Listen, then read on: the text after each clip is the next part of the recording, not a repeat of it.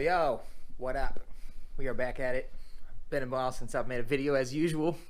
It's hard to stay on top of making videos. I don't know how the hell people do that shit all day and drop a video every day. That's kind of ridiculous. But update as to what's going on with my whole little shenanigans here in this Sr20 build. For those of you who don't know, I basically just rebuilt it, put new bearings in the block and everything like that, put everything back together, and then had some sort of rod knockish sounding noise. Well, actually it was lifter tap noise first. I found out I had the wrong lifters in it. Swapped those out. That went away.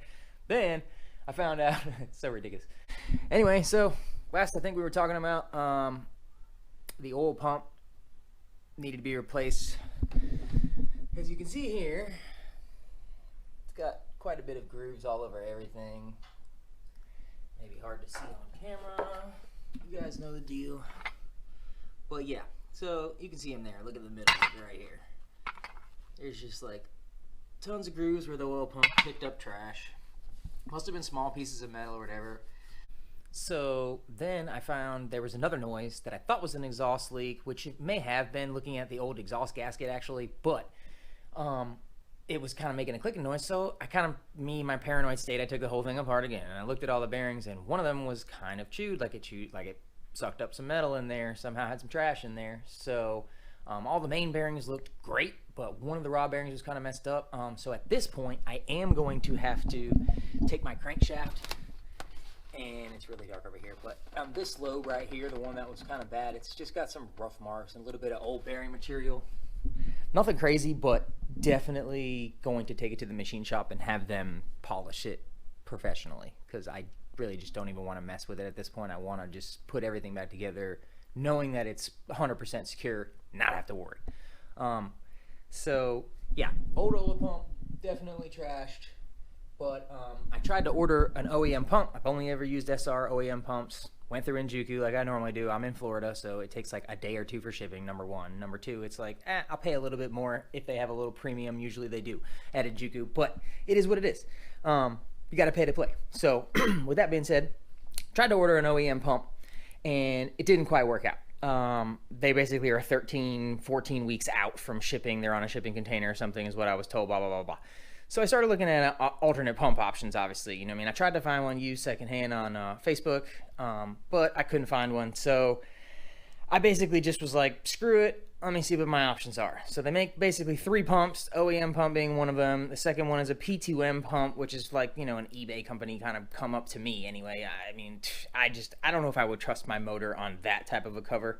And they are fairly cheap compared. They're only like $100 compared to everybody else's at least $200. Pump I actually went with was the ACL pump, which is the third version of the pump. And basically the ACL is from the same company that makes like ACL race bearings or whatever. And the only problem with their pump was, it was $40 more. So I did have to end up paying another $40, you know what I mean, to get it shipped to me. But they did have it in stock. I didn't have to wait 13 weeks. So I said, the hell with it. Got to pay to play once again. So I got the oil pump ordered. One of the stipulations though, however, the ACL pump is not exactly designed to be worked on an S13 engine. So, and I'll show you exactly what the difference is because I have my old pump and everything here. But basically on the front of the engine, let me get it here. Just intake and exhaust gasket, new one, and oil pickup tube gasket. So there's the ACL pump. As you can see, it looks pretty much just like a stock pump. Nothing really crazy going on there. They do have this, just I figure a side note, you know what I mean? It's an Allen key screw, where on the stock one, it is a press fitting. So on this one, I'm guessing you can take the Allen key out and prime the pump like that, like pour oil in it, without having to, like, you know, normally I take the pump gear off the back, the cover off the gears in the back, and I pack it with Vaseline or whatever. That was just an old trick that I learned years ago, and it's worked very well for me over the years. But on this one, I don't think I'm going to have to do that because I can just fill it up with oil. So now, basically, main differences in why this will not exactly work out of the box on an S13. If you look up here on this top right tab here, you can see that the hole is kind of far away, you know what I mean? The S13 hole location is actually where this blank spot is right here. If you look over here on my factory pump, you can see, you know what I mean, it's just way closer. And that's really the only thing that you have to do to modify this pump to make it work on an S13. It will bolt right up to your S14, S15, you know, SR without a problem, because obviously that's where their hole is. But long story short, I got to drill a hole right here And that's about it on this one ear. And then this pump should be more than sufficient for my build. I've heard a lot of reviews. I've read a lot of reviews about it. Basically, people saying that they've had no issues with this pump, many race builds and, you know, drift cars and all that, you know, running RPM on rev limiter and all that shit. So I'm not really worried about the pump as far as that. I mean, it was $40 more, so maybe it's, you know, a little bit more high quality. I'm just kidding. It's probably exactly the same shit, if not a little bit worse than factory. I really wish I could have got the factory one, but I wasn't about to wait 13 weeks. And basically, I kind of got a little sidetracked. I'm not going to lie to you guys. That's why I'm so close right now. If I back up a little bit, you may get the idea pretty quick. Boom. Yeah. I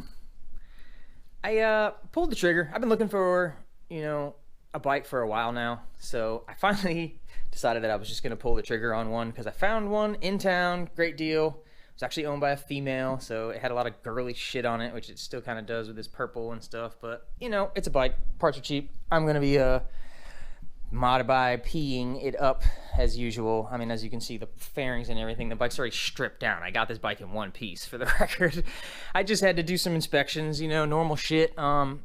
It is my first bike that I've ever owned. I've ridden a lot of different bikes, so it's not a matter of me being a complete noob, I suppose, in the sense where I've already ridden this one around my neighborhood a few times, and it feels completely normal and natural to me, man. It's so great to be on two wheels, especially one that I own, and something a bike of this caliber is, you know, kind of fit all my checklists.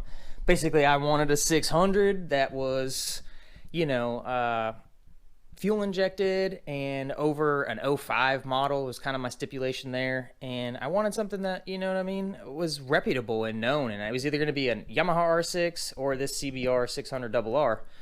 So, I mean, it's got a few goodies on it already too, which is kind of cool. You know what I mean? I would have rather probably have bought one brand new from the dealer, because they're really not that bad on monthly payments and stuff. But like I said, I came across this one. I had the money. I pulled the trigger, and now it's mine. So, long story short, too, I mean, I need to do a bunch of stuff to it before it's roadworthy. I don't even have a motorcycle endorsement yet, so I still have to do my class and all that BS. I got to get it registered, titled over to me and whatnot. So I'm not in a hurry by any means with this bike. I've wanted one pretty much since I was 16 years old. So the fact that I have one now is just amazing to me. And, you know, I've been more than patient for 16 years. So what's a little bit more time to get this thing really dialed in the way I want it to be, make sure all the bolts and everything are tight. You know, anything time you buy something used, whether it's a car or motorcycle, I always feel like I need to get my hands on there, you know, change the coolant, change the oil. That way I know exactly where it's at. And, you know, you can take somebody's word for it, but at the end of the day, do you really know? I mean, you don't, you know. So a couple of the upgrades that I noticed that it has, and I'm still finding stuff because I really don't know much about bikes, but obviously Yoshimura RS5 pipe.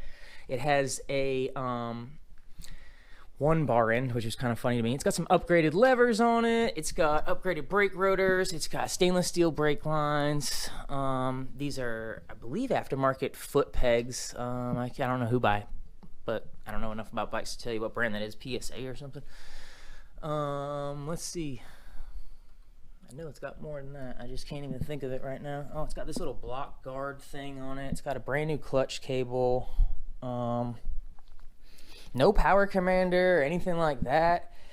It runs really good and smooth. Obviously, I have it apart, so I'm not sure if I can even crank it. I'm not going to risk it. I'll just wait until I put it back together to show you guys crank up. But it runs really smooth. It's classic Honda stuff, man. As soon as I crank it over, it's a boom going. So yeah, I've been talking for forever. It's another one of those jibber jabber videos where I basically talk about jack shit except for what I got going on. But and not a whole lot at the moment, just because I'm just, you know, stuck in the rut. You know, I just need to get out of it. I'm pulling up, but it's just a slow process. Like I said, the next thing I'm trying to do, and I was going to do it today, but I realized that the machine shop was actually closed on Saturdays, so that kind of sucks. So I'm gonna have to find a day during the week where I can maybe take off work or get out of work like a little bit earlier and bring this crank with me so I can have them polish it. Because as soon as they get this crank back to normal condition, assuming that they can remove enough material from the crank to be within tolerance still to use a standard bearing, because if not, they might have to grind a little bit more and I might have to run an oversized bearing.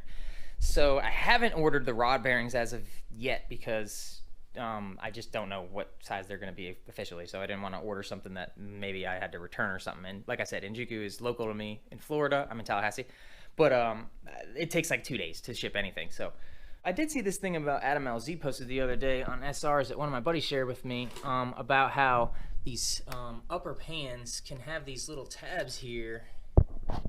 Flip the mic around. Have these little tabs here on the back, like break off, I guess, and go into your engine. I think mine are either already all broken off, because mine are straight holes all the way through. So I don't think that's an issue for me, or maybe that was the issue, and I did find a couple bigger metal chunks at the bottom of the pan. I couldn't figure out what they were for, so maybe that's what they were. Which is weird, because I have a Gretty oversized pan. I have no idea where it is right now. Oh, it's over there on the shelf. Basically, I have an oversized Gretty pan, and it came with its own Allen bolt hardware, so it's all specific for this engine. So I don't know how, a bolt could be too long or whatever, blah, blah, blah. So I don't think that was one of my problems at all, but it's just, cool to see some things and insight on stupid little, quirks and things that could be in your engine that you never even thought of. So, all right, probably not even going to use this clip because this is retarded. Beep. So going back to the bike, because this is definitely going to be a content thing for me, obviously. I mean, it's new and fun and exciting. So with that being said, the only reason I took this front cone off is because I was having issues with the high beam headlight, which is really just the other headlight turning on, I think. I don't really know. Maybe somebody can fill me in the comments. But basically it had some old HID kit in it, and the lenses were tinted purple. Once again, girl's bike. So I actually got the tint off of this side, no problem. But this side was being a pain in my ass, so I, left it on there without trying to damage the lens. I think I was going to try to take the headlight out and maybe put some ammonia on it or something, try to make it a little easier. Also, this center light was blown out, so I took the bulb out of there, and this was tinted as well, so I had to take it off and just kind of rip the tint off of it. But I've seen somebody already that bought like an LED converted bulb basically that goes in there. It makes that look pretty nice, and I'm gonna do an LED headlight conversion on it, just because I think they look a lot brighter, and I don't care if I'm blinding people, I'd rather them be able to see me. Don't really plan on doing a whole lot of night riding unless I'm maybe going on a cruise with some other homies. But yeah, I'm kind of just stripping her down and looking at everything, checking for frame damage and things like that, because I really didn't do a whole lot of inspection when I bought the bike. I just kind of listened to it run, and was talking with the owner, and I wasn't under the impression. I do a lot of sales face to face with people, so I'm usually a pretty good read of people's content and character, and I made an educated decision and said I think that it's good. I think they actually were having it serviced somewhere, or at least had it serviced once. It's because some things were just like pretty good on it. Like I noticed the chain tension wasn't super loose. It's not the best, but it's not the worst. So brakes and everything work good. The levers are kind of adjusted pretty good. The suspension kind of seemed like it was a little off. It's missing a bar end on this side, which makes me wonder if it fell off or if the bike went down. The fairings are in pretty decent shape. I believe these are the factory fairings. It's got a crack right here on this one, is really the only part that was kind of bad. Perhaps maybe I can even order just this one piece. I'm not sure. I might just work these things or buy a brand new set. They're pretty cheap compared to anything in the JDM world as far as cars. Freaking dealing with these 240s, you know what I mean? Bike parts are just ridiculously cheap. Most everything's like $150 to $200 for like good stuff. So, yeah, obviously you have your exceptions like anything else, but from what I've seen. So my plan is to get rid of these grips, get rid of this chrome bar end. I'll probably get some bar end mirrors. Probably gonna get rid of this purple tank guard, this little sticker and stuff right here. That's just little small things. I wouldn't mind defacing the fairings too, getting rid of all the stickers on the fairings. And I'll probably get rid of this little sticker thing right there and just kind of make it back to just silver and black. Like I said, I'm just stoked to have a bike at this point. It's, crazy to me. It's got some upgraded rotors and shit. Stock swing arm, that was a big thing too. When I was looking, pretty much everybody has an aftermarket extended swing arm, you know what I mean? So it's kind of ridiculous. I got this stand actually for free too from a coworker, my buddy Ed at work. He was like, "You need a stand, man? I got one in the back of my truck." And he fucking pulled it out. I literally didn't even have to adjust it. He had it adjusted for his R6, and he no longer owns the bike, so it fit perfectly. I didn't even have to adjust it. Just pulled it right up on there. Kickstand on my bike is a little short too. I don't know if anybody knows anything about this kickstand. Do I have to buy a new kickstand, or is this adjustable? It kind of looks like the bottom will come out maybe with a screw somewhere. I don't know. Have to investigate, I guess, on that. I don't really know shit about it. Once again, I'm humbled, man. I really am. You can hear it. I just, you know, everybody's kind of got a different opinion about motorcycles these days, and I truly believe it's a mindset thing, you know. It's hard for somebody to imagine what it would be like driving and riding a motorcycle if they could never even ride one to begin with.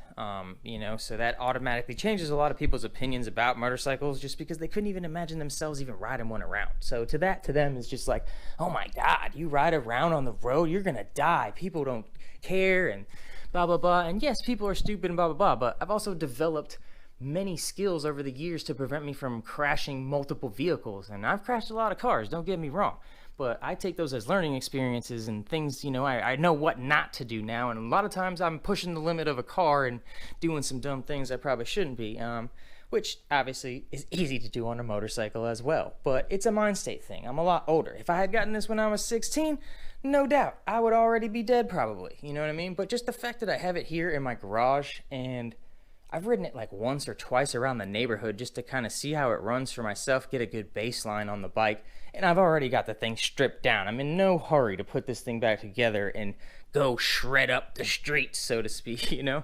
I really just want to cruise on it. I don't even really have intentions of going that fast. I was going to buy a 300, an R3 or something similar to that, and what really the only negative side of it that turned me away was I do want to go to like Daytona Bike Week and Tampa and, you know, maybe do some certain different little runs and stuff. And on those smaller bikes, you're maxing the bike out while you're trying to go down the highway. So with that being said, I just, you know, I'm going to probably end the video here, but, you know, this is on to new adventures, I guess.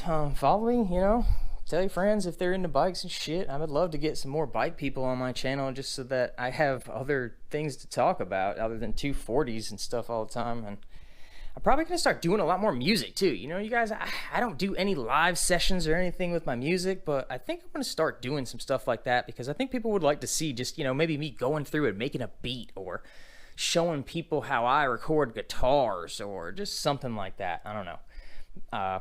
Stay tuned. You know the drill. Holla at your boy. I'm out. Peace.